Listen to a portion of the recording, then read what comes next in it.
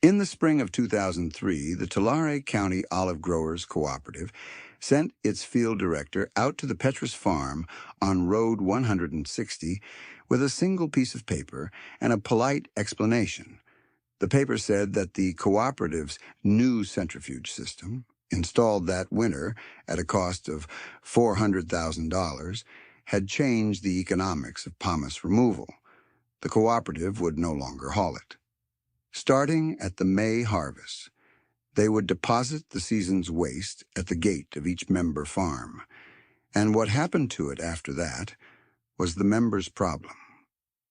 Nikos Petras, 53 years old, third generation on 47 acres of Manzanillo and Sevillano olives in the San Joaquin Valley, read the paper once and looked at the pile already forming at the edge of his gravel road.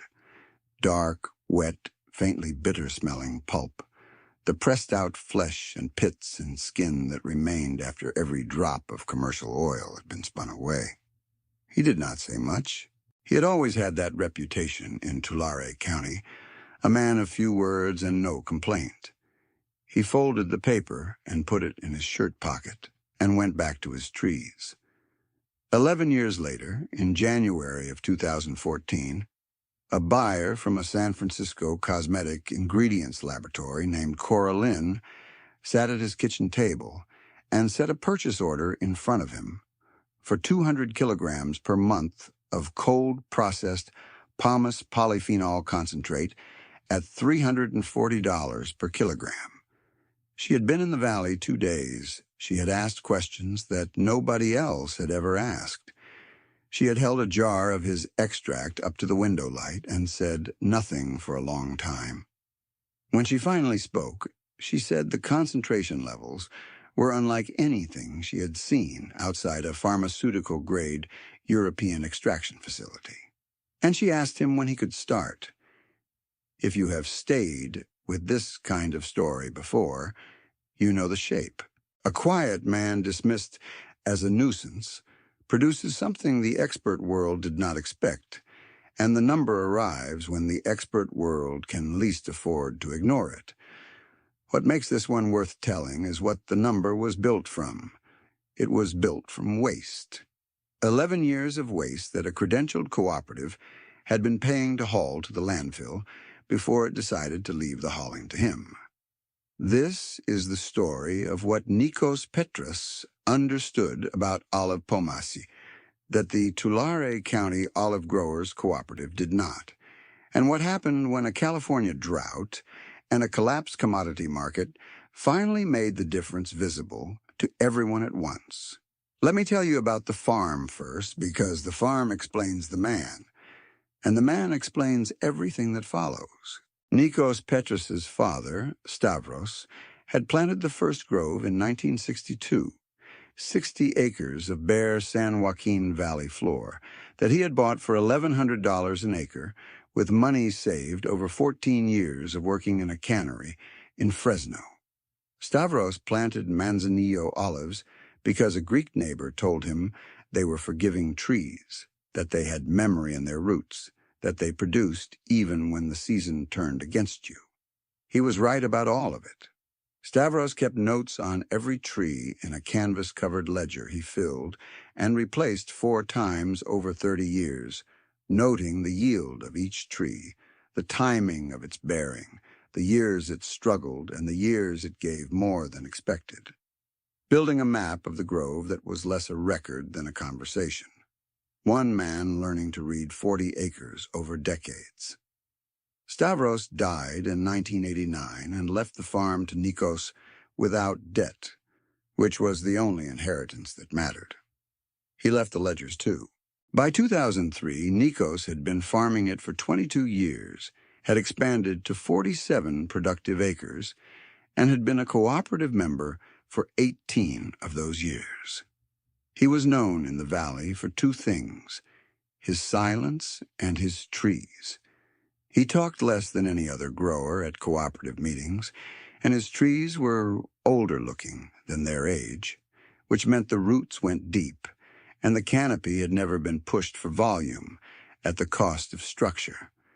The grove had a permanence to it that the newer plantings, tighter and taller and trellised for mechanical harvest, did not. His neighbor to the south, Ray Bernal, farmed 800 acres across 3 parcels and had twice tried to buy Nikos out. Nikos had declined both times without discussing it. Ray was not a bad man. He was an ambitious one, which in that county in the early 2000s amounted to the same thing, because the cooperative was paying premiums for volume and the banks were lending readily for equipment. Ray had bought a new continuous cycle press in 2001 for $180,000 and a self-propelled harvester for $95,000 in 2002. His rows were tight and his yields per acre were higher than Nikos's, and he said so at every cooperative meeting in a tone that was not quite bragging and not quite friendly. Dale Sorrento had been the cooperative's field director for 11 years by the time he appeared at Nikos's gate with the Pomace policy paper. Dale held a degree in agricultural economics from UC Davis and had grown up in Fresno. He was 42, competent, genuinely committed to the cooperative's financial health, and he had spent his career in a world where the only number that justified a practice was a number on a price sheet.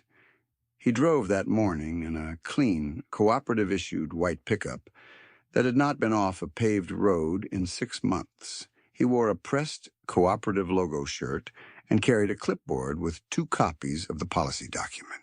When he delivered the Pomace policy, he had answered 2 of Nikos's one-sentence questions with patient specificity, clarified the liability language in the paper, and driven back to Visalia satisfied that the matter was resolved. He had not looked at the pile. He was not a bad man either. He was a man whose training had never given him a reason to look at what the press left behind, and he had 37 other member visits on his calendar that month. Let me tell you about Pomace, because the whole story lives in what it is and what the conventional olive world had decided to do with it. When an olive is pressed, whether by stone or by modern centrifuge, the oil accounts for roughly 14 to 22% of the fruit's weight. The rest comes out as pomace, the fibrous pulp of the olive flesh, the cracked fragments of the pit, the remnant skin, and the water phase that carries with it a dense cargo of water-soluble compounds that the oil extraction process cannot capture. European industrial producers had known for decades that pomace contained residual oil, called pomace oil, that could be extracted with chemical solvents and sold as a low-grade cooking fat. That was the commercial story. And it was the only story most olive-growing operations in California ever told. What the commercial story left out was the chemistry of everything that remained after even the solvent extraction. A class of phenolic compounds that olive trees synthesize to protect their fruit from oxidative damage and microbial attack. The olive tree produces these compounds as a kind of biological armor, a defense system built into the fruit's chemistry to repel fungi, bacteria, and oxygen before the seed inside can germinate. Most important of these, hydroxytyrosol, is among the most potent natural antioxidants identified in any food source, with an oxygen radical absorbance capacity that outperforms vitamin E by a substantial margin at equivalent concentration. Peer-reviewed studies going back to the 1990s had documented concentrations of hydroxytyrosol in olive pomace ranging from 200 to 800 milligrams per kilogram of dry material, depending on variety, ripeness at harvest, and processing temperature. A second compound, oleuropein, breaks down during and after pressing into hydroxytyrosol and related polyphenols. So fresh pomace, material that has been deposited at a member's gate within hours of pressing, is considerably richer than aged material. A third, squalene, concentrates in the unsaponifiable fraction of residual pomace oil and is the precursor to squalane, a cosmetic emollient that by the early 2000s was commanding prices above $200 per kilogram from specialty ingredient suppliers who sourced it primarily from shark liver oil. Olive-derived squalane was considered cleaner, more sustainable, and chemically identical to the shark-derived version. The market existed. The compounds were there. They had always been there. The cooperative had been paying a disposal company $38 per ton to remove them. Nikos Petras did not know the chemistry by name when he began. He knew it the way his father had known it, through the skin of his hands. Stavros had used a paste of pomace and olive oil on rope burns and on the cracked skin around his knuckles through every winter of his farming life, and his hands had stayed supple and uninfected past 70. Nikos had grown up watching this and had never thought it required explanation any more than a gate hinge requires explanation. He had also spent enough time in his trees to have noticed that the soil around the base of the oldest ones, where generations of spent pomace had been turned in before the cooperative began hauling it away, was darker and more friable than the soil between the rows where nothing had been amended. He did not have a word for the mechanism behind what he was seeing. He had the observation, and he had the discipline to sit with an observation rather than dismiss it. By the fall of 2003, after the first cooperative deposit, he had approximately 10 tons of wet pomace piled at the edge of his property. He spread some in the orchard. He dried some in shallow trays under shade cloth to track what happened to its texture and smell across 60 days.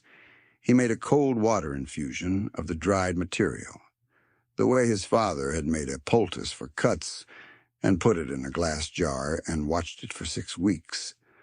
The water turned amber, and the infusion did not go rancid and did not cloud, which told him something about the stability of whatever was dissolved in it. He did not rush. He kept notes in a wire-bound ledger from the Tulare feed store, short and dated entries. The color, the smell, the feel of the residue on his fingers, the yield of dried material per tray, the question he could not yet answer. By 2005, he had built a temperature-controlled drying rack in a corner of his equipment shed from salvaged lumber and aluminum mesh, and he had worked out that material dried below 90 degrees Fahrenheit retained a richer profile, darker in solution, than material dried hot and fast.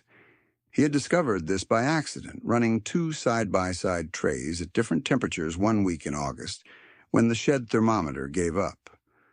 By 2006, he had sourced a second-hand hydraulic press and fitted it with a stainless steel cylinder and a microfilter mesh for cold pressing dried pomace without heat, a process he had reasoned out from a description of a European apricot kernel extraction method he had found in a library copy of a food chemistry reference from 1991.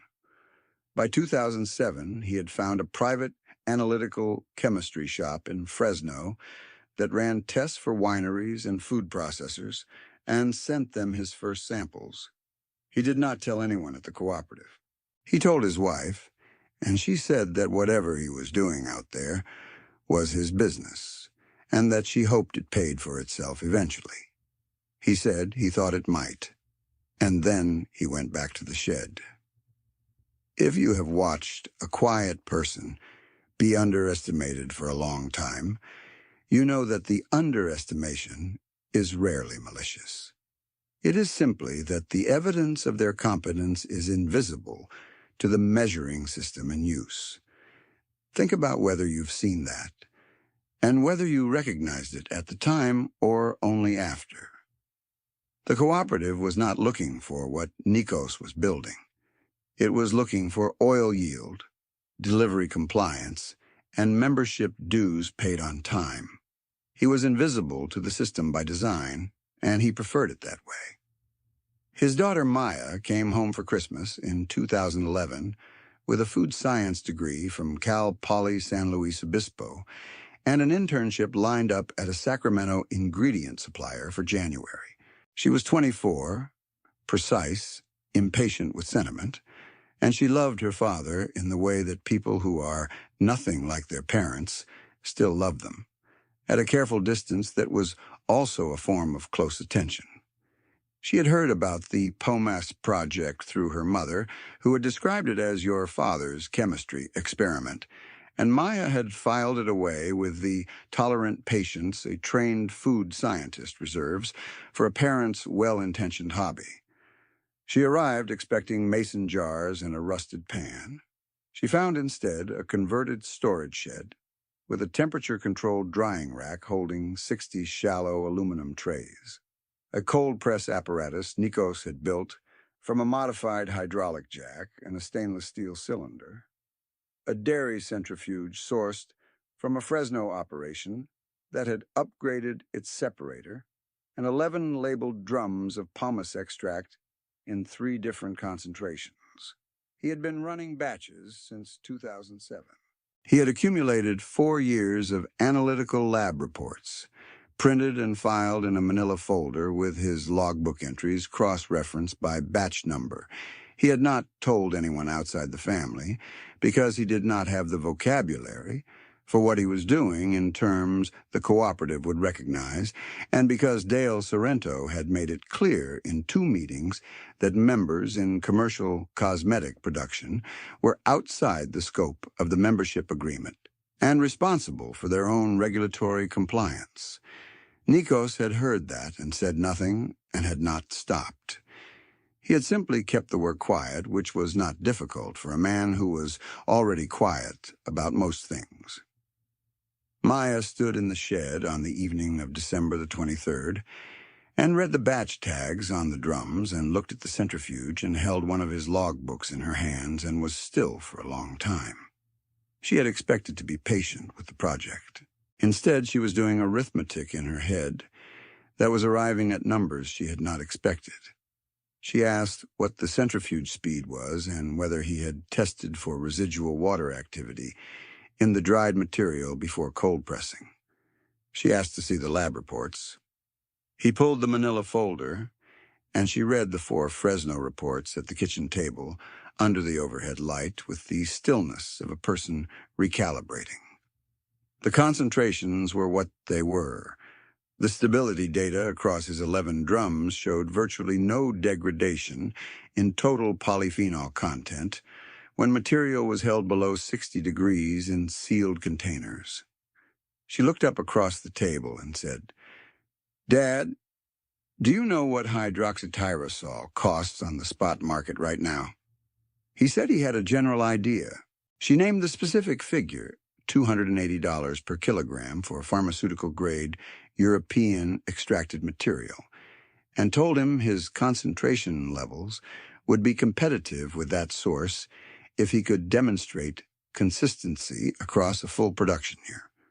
She told him that olive-derived squalane was actively sought by formulation houses in California and the Pacific Northwest because the shark liver source was becoming commercially and reputationally difficult. She told him that the polyphenol antioxidant market was not speculative, that it had established buyers and published pricing and was growing. He listened to all of it without interrupting, and when she finished, he asked if she thought the January Sacramento internship could wait. She looked at him for a moment. She said she thought it could. That was December of 2011. Maya did not go to Sacramento. She stayed through the winter and built the documentation protocol, the batch records, the temperature logs, and the consistency reporting that a buyer in the ingredient market would require to take a small farm seriously. She was methodical in a way that complemented her father's intuition without displacing it.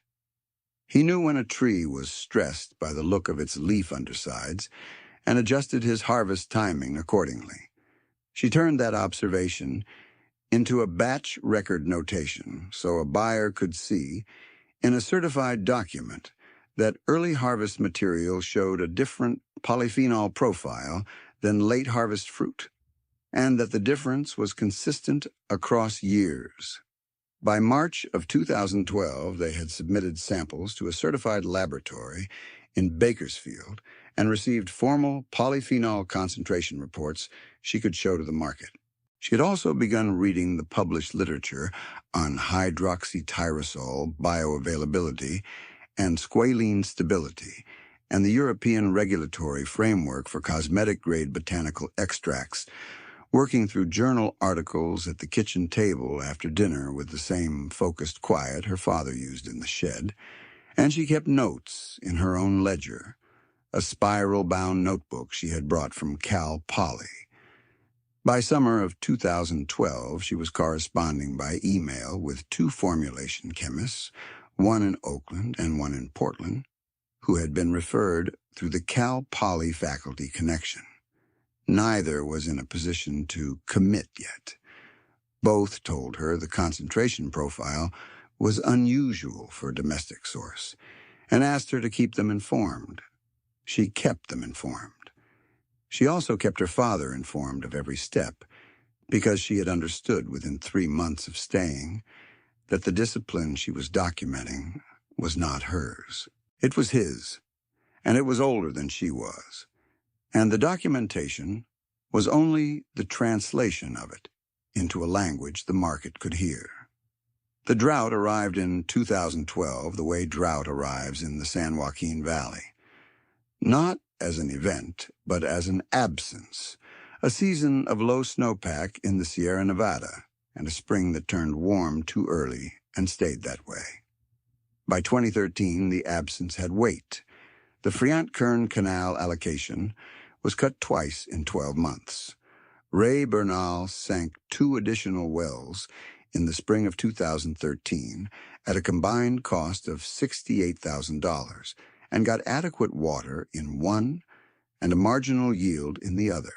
He had expanded to 840 acres after buying a foreclosure parcel adjacent to his southern block in 2010, financed with a variable rate operating loan written at 4.5% that had reset in 2012 to 6.25%. His annual debt service was running $212,000. The cooperative's bulk olive oil pool price, meanwhile, had dropped twice in 2012 and again in 2013 as Spanish and Italian production recovered from an earlier frost cycle and flooded the California market. The pool price in the fall of 2013 was $1.80 per liter, down from $2.60 in 2010. At 220 liters per ton of fruit and $1.80 per liter, a grower carrying Ray's cost structure was covering expenses when the season was normal and going backward when it was not. The 2013 season was the 3rd consecutive year of reduced irrigation and below-average tonnage.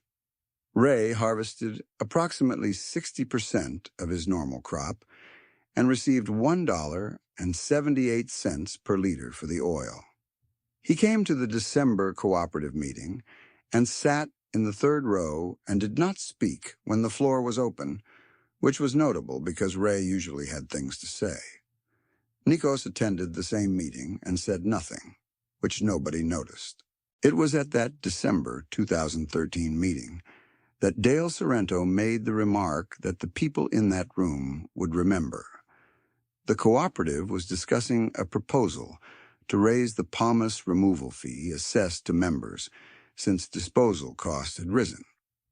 One of the smaller growers on the west side asked whether there was any value in the Pomace the cooperative might capture rather than pay to remove. Dale said the cooperative had looked at this 3 years prior. That solvent-based Pomace oil extraction was capital-intensive and regulated, and that specialty applications, meaning polyphenols, cosmetics, and similar products, had no established commercial infrastructure in California and no proven revenue stream for an organization of the cooperative's scale. He paused and said, "Nikos over there has been making some kind of face preparation out of his pomace for a few years, and that's entirely his right, but as a cooperative strategy, the economics don't support it." There was a small ripple of laughter from the back rows. Nikos looked at the surface of the table. He did not correct the phrase, face preparation. He drove home and worked in the shed for 2 hours and went to bed. 3 weeks later, Cora Lynn arrived. Cora Lynn was 38 years old, a senior sourcing director for a San Francisco formulation house called Strand Ingredients that supplied independent cosmetic brands across the western United States and Canada. She had been introduced to Maya by a food science faculty member at Cal Poly, who had seen Maya's draft polyphenol stability analysis and passed it along with a short note. Cora drove down from San Francisco on a Tuesday in January 2014 with a portable sample kit and a set of written questions. She had visited 4 other potential ingredient sources in the past year, all of them larger, all of them in purpose-built facilities with white coats and certification plaques on the walls. She arrived at a 47-acre olive farm on Road 160 in Tulare County, parked beside a 1994 Chevrolet pickup with a cracked passenger mirror, and was led into a converted equipment shed by a 63-year-old man in a canvas work coat who shook her hand without ceremony, offered coffee, and did not apologize for anything. She spent 3 hours in the shed. She used her portable refractometer on samples from 6 drums and ran her polyphenol reagent strips across the range and compared the readings against her reference table. The numbers were consistent. They were more consistent than she had expected from a single small operation. She asked Nikos to walk her through the drying protocol and the cold press cycle and the storage conditions. He answered each question in 2 or 3 sentences. Maya sat at the workbench with her documentation binders open and added detail where Nikos kept it short. At the end of 3 hours, Cora stood at the shed entrance with the January light coming long and flat across the grove and was quiet. Then she said, "I want to ask you something before we talk terms. The old manzanillo at the north end of your grove. How old is that tree?" Nikos told her it had been planted in 1921 by the family who had the land before his father. Cora said, "Does its fruit go into your pomace?" He said yes. She said, "I thought so. The phenolic signature in drum 6 reads different from the rest." She said it in the tone of someone confirming a hypothesis. Then she sat down at his kitchen table and pulled a purchase order form from her bag. The figure was $340 per kilogram. Nikos read the form twice. He set it on the table and looked at it quietly. At the yield he had been producing, 4.2 kilograms of concentrate per ton of dry pomace, and at the volume Cora's order specified 200 kilograms per month, the contract would require processing roughly 48 tons of dry pomace per year. His own grove produced between 8 and 12 tons of wet material per harvest, which dried to roughly 40% of its wet weight. The arithmetic was visible. He needed outside pomace, documented and provenance tracked. He told Cora he could meet the minimum order within 6 months if he could secure additional raw material from neighboring farms. She said she could wait 6 months. She asked for temperature logs, documented provenance, and consistent Bakersfield lab reports before committing to a 12-month renewal. He said he understood. She left the purchase order on the table and drove back to San Francisco. Maya stood in the kitchen after the tires went quiet on the gravel and said, "She didn't negotiate the price." Nikos said he had noticed. He looked at the form. He did not reach for it immediately. $340 per kilogram times 200 kilograms times 12 months. $816,000 in year 1, if he could supply the volume. He had been receiving Pomace at his gate for 11 years at a cost of 0. The number landed in that kitchen the way a specific number does when it has been worked toward for a long time. Not with surprise, but with the quiet weight of something earned. Let me tell you what happened to Ray Bernal, because his story is the other half of this one, and he deserves to be told accurately rather than as a cautionary tale. By February of 2014, Ray had fallowed 340 acres of his eastern parcels. He could not get sufficient irrigation water to run them at a margin and could not afford additional pumping costs at the current oil price. His bank had restructured his operating loan in January with a covenant requiring a principal reduction of $200,000 by December or face a forced asset sale. He did not lose the farm. He lost a third of it. He sold 160 acres in the fall of 2014 for $840,000, which cleared the covenant and left him solvent and smaller. The drought had not singled him out. It had broken everyone who carried his cost structure, which in Tulare County that year was a significant number of the cooperative's members. 6 growers sold acreage in 2014. 2 sold complete operations. The county average oil yield in 2013 had been 41% below the 5-year mean. The pool price had not recovered. What the system had been designed for, steady water and a stable commodity price, had not been available, and the system had carried no margin for either absence. Ray came by the Petrus farm in October of 2014 on the pretext of returning a borrowed fence stretcher. He stood at the shed entrance and said he had heard about the strand contract from a neighbor. Nico said they were about 6 months into regular production. Ray looked at the drums and at Maya's binders on the bench and did not speak for a moment. He had lost 3 years and 160 acres and the certain forward motion that had defined him in the valley for a decade, and he was standing in the shed of the man he had tried to buy out twice, looking at the thing the man had built from waste. He said, "I've got Pomace sitting. Whatever the cooperative doesn't collect just piles up." Nico said they were buying raw wet material from neighboring farms at $40 a ton, and that if Ray was interested, he was welcome.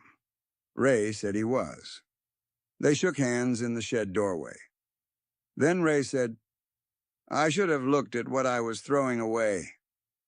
He said it plainly without self-pity, and he meant it exactly the way it sounded, which was as an honest accounting of a thing he had failed to see, offered to a man who had seen it. Nico said nothing. Ray picked up the fence stretcher and drove home. By the fall of 2014, Nikos and Maya had sourced raw pomace from 6 neighboring farms at $40 per ton, converting a disposal cost into a revenue line for each of those farms for the first time. They had hired 4 local workers for the processing barn at cooperative-level wages. They had navigated California's cosmetic manufacturing registration with help from a Cal Poly network consultant who had spent 2 weeks reviewing the state's food and drug branch filings with Maya and had said, when they were done, that the documentation was more thorough than anything she had seen from a domestic agricultural processor. They called the brand Old Ground. The name appeared on no retail label because they were selling a raw ingredient, not a finished product, but Maya had chosen it carefully. She had chosen it because it was true in more than one direction, and Nikos had looked at her when she said it and not answered, which was his form of agreement. By 2015, Strand was distributing their polyphenol concentrate to 3 California formulation houses and 1 in Vancouver, the Sonoma County skincare company that signed a provenance agreement in 2016 put the phrase estate source olive polyphenol on its retail label with the notation Tulare County, California, and Maya had photographed the finished product on a pharmacy shelf in Santa Rosa and sent the photo to her father by phone. He had looked at it once and put the phone in his pocket and gone back to the Grove. That was sufficient acknowledgement from both of them. By 2017, Nikos had declined venture capital twice, and a licensing proposal once, and a documentary filmmaker who wanted to follow him for a season, and he had accepted a one-day consultation from a Fresno State extension researcher who had published on olive phenolics and who sat at the shed bench for 6 hours asking careful questions and left with a set of batch records Maya had photocopied and a handshake agreement that her father's name would appear as a named source in any paper the researcher published. That was the arrangement Nikos found acceptable. Named in a paper, not featured in anything. Dale Sorrento drove out to Road 160 in March of 2015 in his cooperative-issued white pickup. 3 member farms had been asking whether the cooperative had any policy on Pomace processing contracts, and Dale had gone to the membership agreement file and found nothing specific, and had come out himself to see what he was filing nothing on. Nikos walked him through the shed without commentary. Dale read the batch tags on the drums and looked at the Bakersfield reports pinned above Maya's workbench and examined a shipping manifest from Strand Ingredients. He was quiet for several minutes. He was an agricultural economist. He could read a per-unit price and a monthly volume and arrive at the annual figure without assistance. He said, "I was sending disposal trucks out here for 6 years." Nikos said that was right.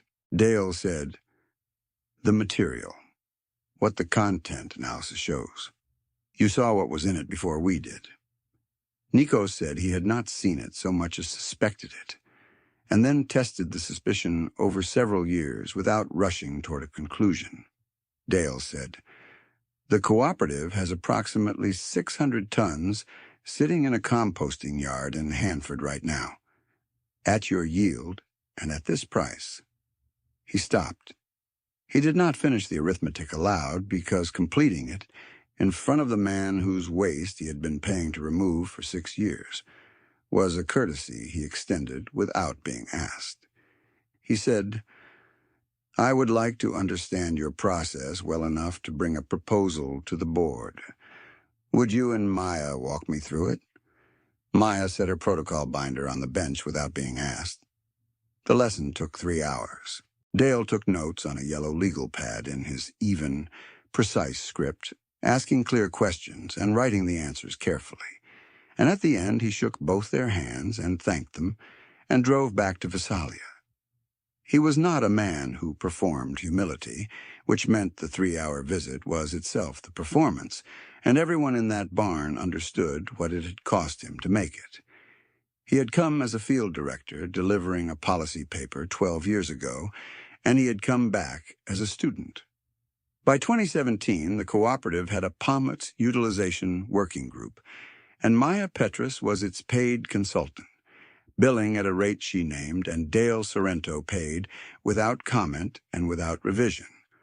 What the cooperative had built was a system optimized for what it could see: the oil in the centrifuge, the liters per ton, the price per liter in a commodity market that ran its averages across 40,000 acres and 6 countries. That system was rational and competently run, and for a long time it was correct, because the conditions it had been designed for held.